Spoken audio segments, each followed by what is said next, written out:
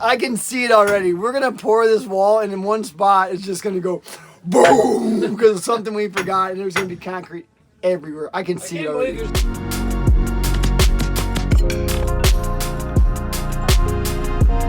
We're back at the job this morning, and the guys are already busting me because I shaved my beard off, and they look like I'm 12. Yo, who's the new guy? I know, that's what I said. I couldn't get this smoke smell off my face from camping for 3 days, so that's what happened. We had some really heavy rain, and whatever grading they did really worked because we got no mud back on the footings, which is awesome. Yo, make sure you're reading the side of the tape without any decimal points. No dots. This tape has engineers and inches. What, I got my first day pin on? 46.6. Really?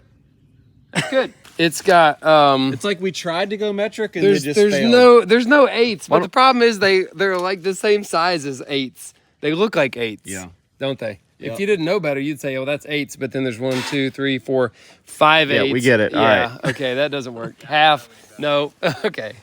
Is it pretty close to what you wanted? I mean, everything's working out? It's a little hard with the rebar in the way here. That wasn't there the first time we did diagonals. Right. And it can have a little bit of an effect when you have to kind of bend around it, you know, because the number is in a straight line. So even if you just bend the tape over that much, It's off. you deviate it from the straight line. A great tip is to not put any obstruction in your way. Like, for example, all those pallets full of forms over there, you know, they're in there now because we finished all the diagonal measurements. And something we used to always do on concrete block is you want to deliver your concrete block as close to where you're going to be laying it as possible, like inside the foundation. But if somebody loaded all that in there for you before you marked your diagonals,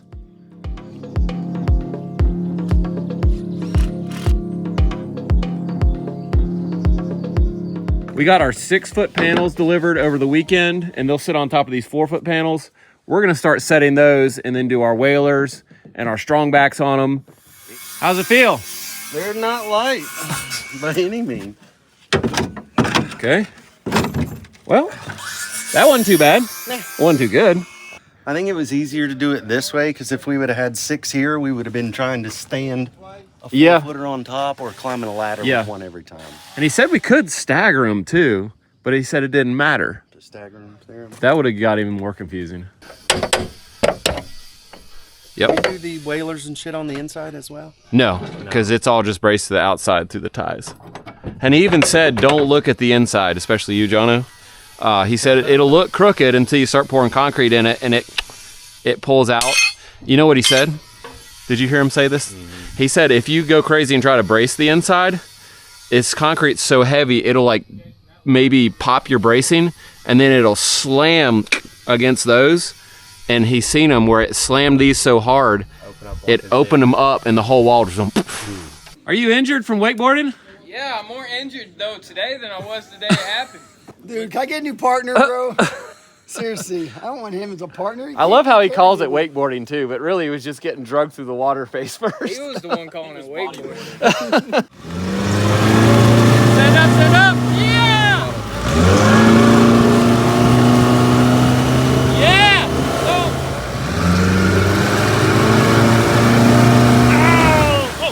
He did try to kill us by hanging onto the rope as long as he could, then just slingshot. Yeah.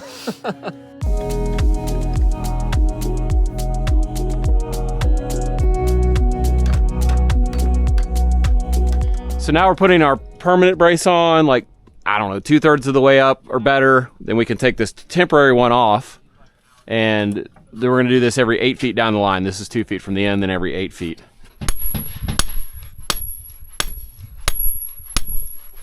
Simple as that.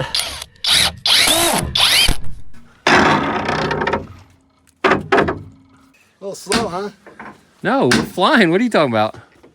Flying? At least we don't have our collar popped like a jag. Why are we doing this? Like, what's the reason we're doing this form work? Instead of hiring it out? Yeah. A couple reasons. One is we can use our absolute precision, right? That's a great reason. We can double check all of our numbers, and if we screw up, then it's our fault instead of someone else's. Yeah. So that's a good reason. Other reason is the timeline. Like, I don't know, other people that are doing this kind of work in this area are very busy. It's hard to get them scheduled. Yeah. And we're stuck with whatever they give us. I think we've been told 1 to 2 to 3 months in that time frame. Another if you get good on reason schedule. is we need some work to do.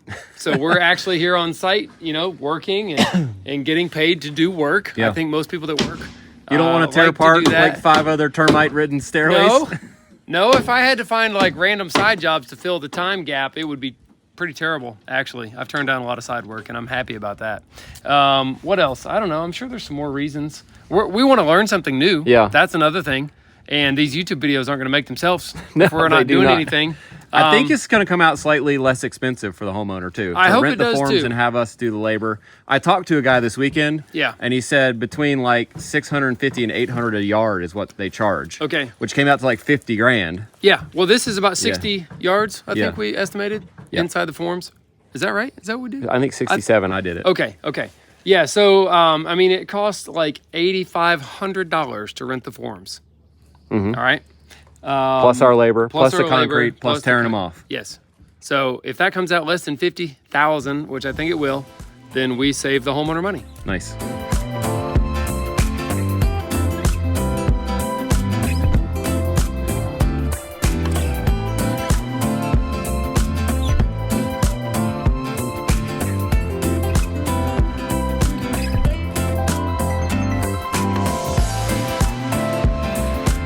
Is it too early to ask for another raise? Well, we're only like 2 days in on this job, so Good try. Hey, I tried. Ask not, want not. What is that saying? it's if Want you that? don't ask, you won't receive, I think. Okay. Something like that, yeah. I'll ask him every day until his house is done. Since everybody split up into teams, I split up into a team of me by myself so I can draw lines on the concrete here and lay out the remaining parts of these walls that are not laid out because you guys are catching up to me. And there are a few little complicated bits about this remaining part. This is underneath the garage slab. I have a detailed drawing of the piers that will be like bolstered up areas where the beams that support Like the columns. slab, yes. So there will be like a jog out of the interior part of the formwork. And I don't know how we're gonna do that yet. These locations here are gonna be drilled and we're going to epoxy some 5/8 rebar, just like these vertical ones right here, that go all the way up through the column. That will get embedded into there on all 4 corners, 3 And I inches did bring in. some epoxy. Okay, good. Now, what I don't know how we're gonna do is bend a hoop. I think they have a name for it. Is it a stirrup, maybe? Okay. We're supposed to bend a square hoop of steel that'll connect all 4 of those and make like every 16 inches? yeah, like a tower kind of column thing connected all together. That doesn't sound like a big problem. We just need to do the math. How long does the piece need to be cut, and then just make marks and just bend it till It it's... sounds easy, but I bet it's harder than that. Well, I'm glad I don't have this in my front pocket, Max. Yeah. Real awkward. There we go. That's your hammer? My hammer. Hey. Didn't I give you a tool belt the other day? Now we're doing it. Yeah, I Got everything you need right there. I got my hammer.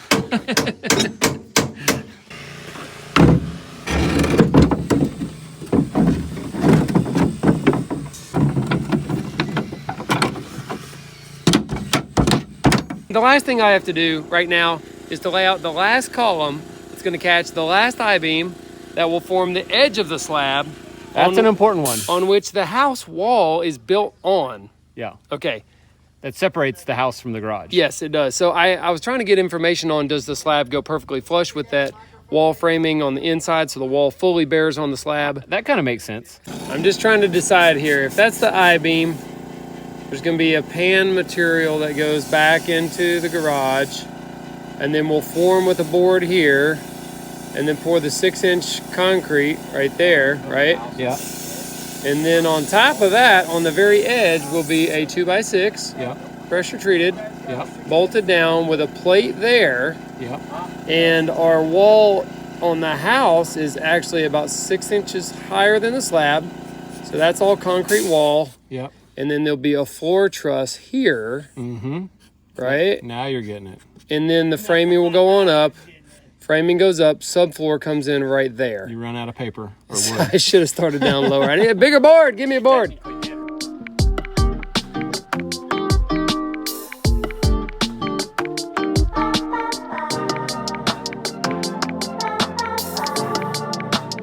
We were gonna drill some holes with our rotary, but it was literally full of water to the top, like a pond in there.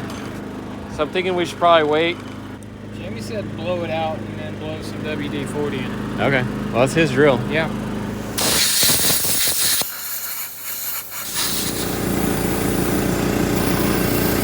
That stuff you're spraying in there, is it flammable? I don't know. Don't worry about it. Extremely flammable. No. I'm not sure what's gonna happen with the drill. Somehow, I don't know how, but the case I left in the back of my truck with the drill in it, and I guess it rained a lot, and somehow, even with the case closed, it filled up with water completely. So the drill was completely submerged in the case. Today's video is brought to you by Factor Meals, and they're America's #1 ready-to-eat meal kit. They offer fresh, never frozen, dietitian-approved meals right to your door, and I really enjoy them. Factor Meals have really helped me get away from fast food, which is something I've wanted to do, but I haven't been able to because I don't have much time to cook and grocery shop.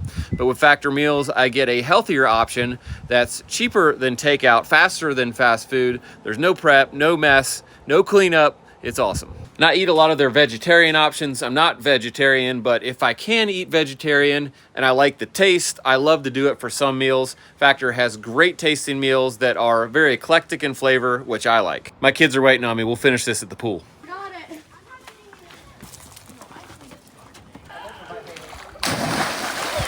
All right, we made it to the pool. We're trying to finish this without people thinking I'm a weirdo for filming myself eating at the pool. I got my Factor meal. What I love is they're all packed with flavor, okay? I love food with flavor. I hate bland food. And I've always been happy with Factor meals. Food, even if it was stuff that I didn't think I would like as far as the name goes, everything I've tasted has been amazing. Factor Meals also has like 35 different meal options, so there's always something fresh and new if you want to try that. And if you want to get started, just head to factor75.com or click the link down in our video description and use code Perkins50. You'll get 50% off your first order, and you can get 20% off your next order if you do that. That's factor75.com. Use code Perkins50. Thank you, Factor Meals, for sponsoring our video. And for lunch, let's get to swimming. I'll try it. I mean, the worst thing that can happen is if it just catches on fire, just throw it, Yeah. right? Yep. Ready? Yep.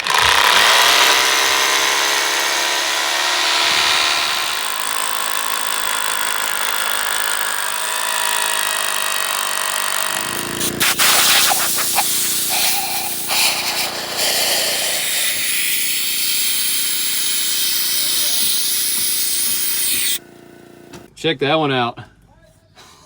Big dog smacked that one. That's That impressive. was one hit from Sean right there. We found that if that's bent like that, when you start tightening this, it just whoop pops off. So just put it on the footing and hit it right at the end. Wow, that was bad.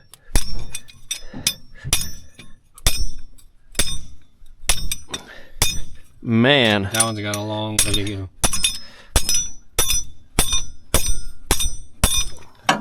Almost.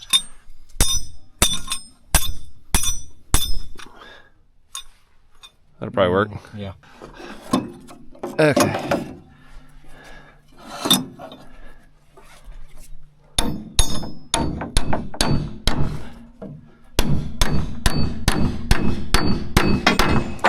Boys, day 2 of form camp's over. How you feeling? Oh, I'm loving it. Yeah. This is awesome. There's nothing I'd rather be doing than doing this right now. If I was any happier, I'd need plastic surgery and remove the smile from my face. Pretty soon I'll be whistling zippity doo out of my butthole. Not sure how much we got done, but it looked like it worked hard.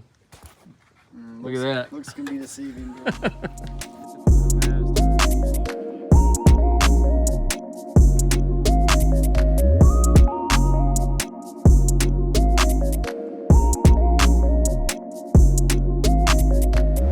Hey, what's your HPM?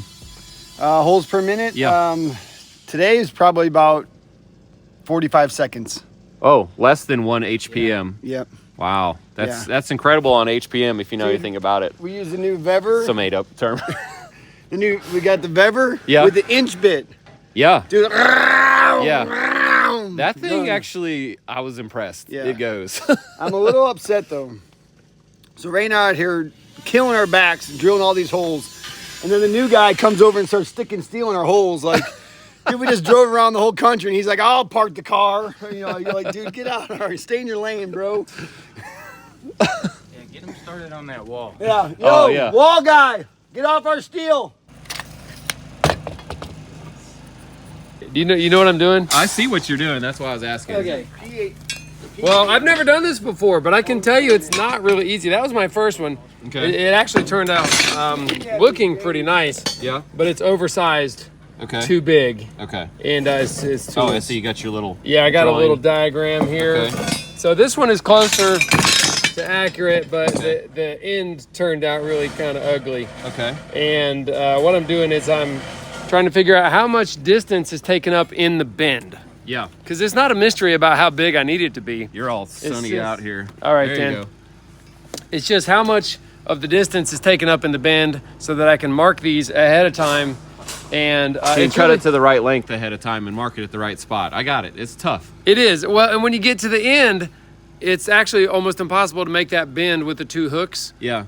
So I'm thinking we need to be able to make both of the hooks on the end first. And then bend the other And ones. then you can just bring them together. Okay. If all the math works out. Yeah. I should have asked you what your HPD was.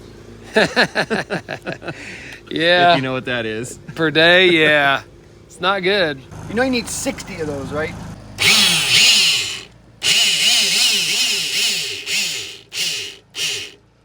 A little more. A little more. Now, while that may not be pretty, I think it'll do the job. How are you going to get it on there? Well, you missed part of what happened Yeah, yesterday. you missed a lot what happened yesterday. That's why we had to redrill all these holes. Hey, hush your mouth. Now all 4 of the holes now are outside the wall cap part, so they're not in the steel. So these are free to So you just slide them over down. the top. I'm looking at it, and I'm pretty happy with the fit of this right here, my little pattern. So now I'm going to make exact. I'm going to make marks on the plywood right here, and this is plywood. You can actually say plywood. This right here, ladies and gentlemen, that's plywood all day. In case it wasn't clear what this was for, these bars are only temporary, but they represent the tall ones that are going on there. And then these will slide on just like that and sort of capture all these vertical pieces and keep them aligned all the way up the column and hold them together too. These are going to have some extreme pressure and weight on them from the I-beams that hold the weight of the entire garage slab. 6-inch thick concrete slab. Yep. Up there. So these will all get tied in and all that. Let's see how that looks. That looks pretty good. And I finally figured out that Bob Marley song, Little Darling. Okay, cut. I don't even know what you're. Oh yeah. Yeah. Okay, don't even say Yeah. it. That's, I'm not gonna let you. Even it's say kind of that. weird. I mean, it's possible it's about something else, but this seems logical. I think they made a good one. I don't know. Look, I get them all the numbers. I teach them how to do it, get all the tools set up, and then they celebrate when they make a good one.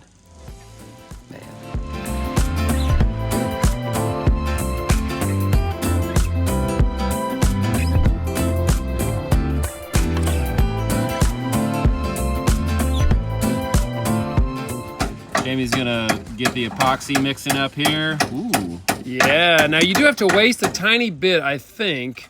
Well, I don't know. That's turning out pretty mixed looking, isn't it? Yeah, sure. I think it's common to just waste a little tiny bit, but that looks fully mixed to me. All right, now, why do they give you such a long tip on this thing? So you can get it down in there. You got to fill it from the bottom back up. Right. All right, you don't just squirt it from the top and hope it dribbles down in there because that wouldn't work. All right, so I'm going to go ahead and go all the way down in there. Now, You don't have to fill it up because the Right. rebar is gonna be like 2/3 of the. Yeah, volume of I that. can't really see in there, so I'm gonna do something here. I put some in there. There we go. And I don't know where those pieces of metal went. Oh, these? Yeah. These pieces? I'm just because I do this, I'm just gonna go ahead and put some on that. That's a good idea. I don't know why I wouldn't. And then I'm gonna just kind of juke it in there and see if it looks like it fills up to the top. If it doesn't, then I'm gonna put more. I'm gonna twist it around a little bit, kind of get it It did. encased all the way around. It did, didn't it? Yep. Wow, I didn't even waste any. Wow. Okay, now you can see it's wanting to fall over a little bit. That's because Jackson County OC inspector. We're gonna start setting these panels again, unless you're physically unable after yesterday. He showed up all bent over, don't. Yeah. It was either Mexican or too many panels. Yeah. One of those. Was it? It was Mexican.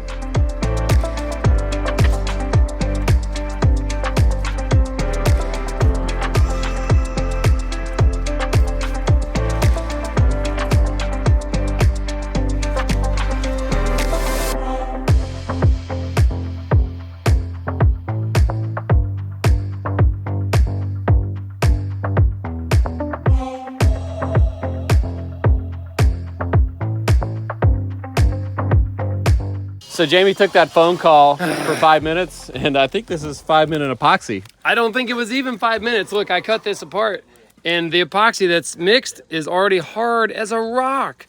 And I was trying to bend this bar and spin it around to straighten it out. And it So is that tube just, well, maybe you can just slap the other tip on it, but you better No, I already cut the other tip up. Are you joking me? No, because I had to have a tip Those were 20 bucks each. to use with the air compressor to get down to the bottom to blow all the dust out. I didn't have anything else. So I already destroyed the other tip. Did you just get 2 of these or 3? I got 2. All right, well, we got 0 now. Brock, you just got a $40 discount.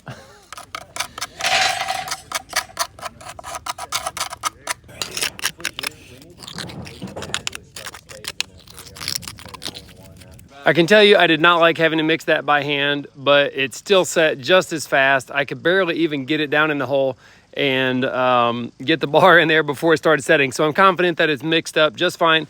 I will say that when you try to apply it into the top of the hole, like I'm doing with a putty knife, it doesn't want to go down in there, because what happens is you've filled and blocked the top of the hole with the epoxy, which is like putty, and it won't go down in there because the air is trapped in there now. And so what I did is I took a little piece of tie wire and I would kind of blob one plop of it down in the top of the hole, and then take a piece of wire and kind of swipe it around and break the seal that it made at the top of the hole. And then I could watch it just drop down in there. And then of course I take the rod and shove it down in there and then pull it back out and twist it around and add some more. You can see that it's a real pain doing it like this. It'd be much better if you just squeeze it out of the tube and then stick the bar in there. It'd be way easy and fast. So I'm gonna try not to screw up these other ones when I get new tubes of epoxy. I did take enough time to get every bar as straight as I can vertically by either bending it or twisting it, rotating it, and getting it to stand up nice and straight just by itself before we try to tie these stirrup rings in there. And the holes that we drilled, while they are oversized to allow space for the epoxy around each bar, they're not so oversized that the bar can just sit at any position. So it's wanting to lean one way if the hole is not drilled perfectly centered and vertical is what I mean. Then you got to bend the bar and position it to stay vertical. Jamie's driving a skid steer. When the cat's away, the mice will play. Mm-hmm. Yeah. That's what I'm thinking. We're gonna move some of these pallets of forms now that we have all the lines on the perimeter of the foundation actually marked and some of them cut into the foundation. It's safe to put pallets in the way because we're not pulling diagonal measurements through the interior space here. So, all right, I'm gonna take you for a little ride with me. Now, I'm not a very good operator, but it is pretty fun. So we got our safety levers, that's it basically. Oh, there's a seatbelt too. Look at that. Yeah, why not, huh? All right, I'm buckled in. Now the machine is disabled since I took the bars up. I think that's how you re-enable it. And we are going here. I love this camera. Look at this, you can see behind you right there. Pretty fun and helpful. All right, I'm gonna go ahead and spin around. Woohoo! Now I'm trying to be careful, of course, not to run over anything important. Okay, Jono, what are we doing here? One of those or that one? That one or this one? All right. Gotta do the whole back. It's going around the back. All right, so I don't really know where we need to put forms, and Jono does. So he is gonna tell me what pallet he would like to go where, and I'm gonna get it and do it. There we go, a little bit of tip back, a little tiny bit of lift, and check my camera here. I really can't see if I'm gonna run over anything terribly important here, but I'm gonna sort of just hope for the best. I don't want to get these any higher than I have to. I know that, because when you have a heavy load, you want to keep them as low to the ground as you can for stability. Keep stuff from rocking around and tipping over. So now I'm around my obstacle here. I'm going to get these back down to ground level so I can see where I'm going.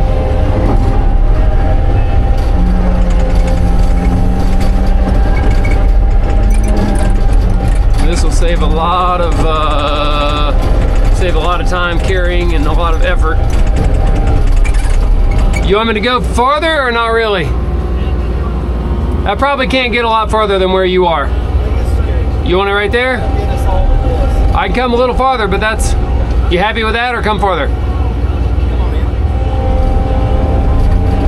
You love it? All right, we're gonna drop her right there, drop her down, get out of this thing.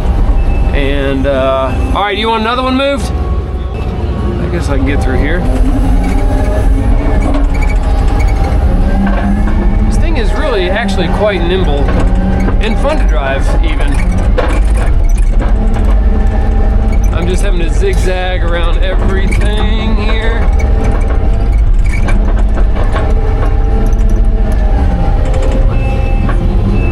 Oh, what I was saying is that backup beeper is super loud outside of the cab, but actually in here, it's amazing, you can barely hear it.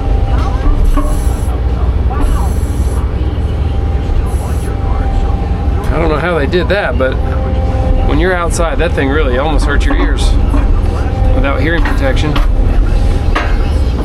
Whoops, that's not what I want. That's not what I want either.